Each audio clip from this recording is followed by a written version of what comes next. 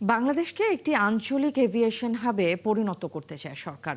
এ লক্ষ্যে বিমান পরিবহন মাস্টার প্ল্যান, পাইলট প্রশিক্ষণ ও বহরে নতুন উড়োজাহাজ যুক্ত করার উদ্যোগ নেয়ার কথা জানিয়েছেন বেসামরিক বিমান প্রতিমন্ত্রী।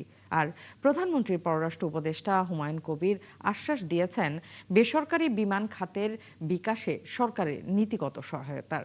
পাইলট প্রশিক্ষণ, প্রযুক্তি ও বিনিয়োগের মাধ্যমে সহযোগিতা করতে চায় যুক্তরাষ্ট্র। রিপোর্ট নাদিয়া শারমিনের।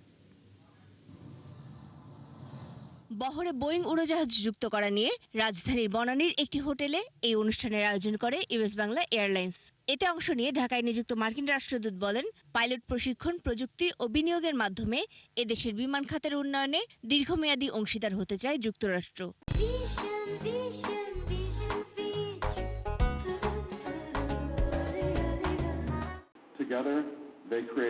একসাথে তারা এমন সুযোগ তৈরি করে যা উভয় দেশের জন্য দীর্ঘমেয়াদী সুবিধা নিয়ে আসে। বাংলাদেশ তার অসাধারণ অর্থনৈতিক যাত্রা অব্যাহত রাখার সাথে সাথে যুক্তরাষ্ট্র বাণিজ্য, বিনিয়োগ, উদ্ভাবন, শিক্ষা, বেসামরিক বিমান চলাচল এবং জনগণের মধ্যে সম্পর্কের ক্ষেত্রে একটি বিশ্বস্ত অংশীদার হিসাবে প্রতিশ্রুতিবদ্ধ। অনুষ্ঠানের প্রধানমন্ত্রীর পররাষ্ট্র উপদেষ্টা জানান, ঢাকায় শাহজালাল আন্তর্জাতিক বিমানবন্দর দিয়ে এখন বছরে প্রায় 1,24,00,000 যাত্রী যাতায়াত করেন। তৃতীয় টার্মিনালটি চালু হলে এশিয়া, প্রশান্ত মহাসাগরীয় অঞ্চল, মধ্যপ্রাচ্য এবং অন্যান্য আন্তর্জাতিক গন্তব্যের সঙ্গে সংযোগ ও যাত্রী ধারণ ক্ষমতা বাড়বে বলে তার আশা।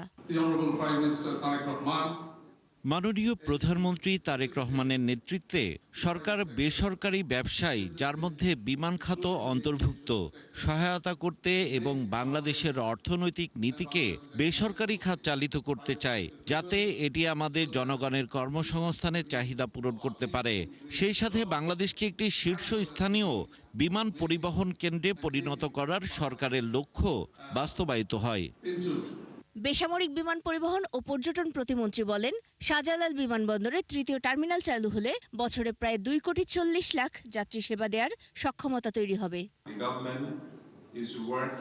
সরকার বাংলাদেশকে একটি আঞ্চলিক বিমান পরিবহন কেন্দ্র হিসেবে গড়ে তুলতে কাজ করছে, যেখানে আমরা একসাথে কাজ করছি। আমরা একটি বিমান পরিবহন মাস্টার প্ল্যান তৈরি করছি এবং বগুড়ায় একটি পাইলট প্রশিক্ষণ একাডেমি স্থাপন করছি, যা আমাদের শিল্পের ভবিষ্যৎ সহায়তার জন্য।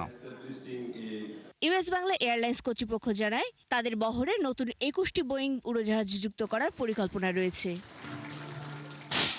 নাদিয়া শারমিন, 71, ঢাকা।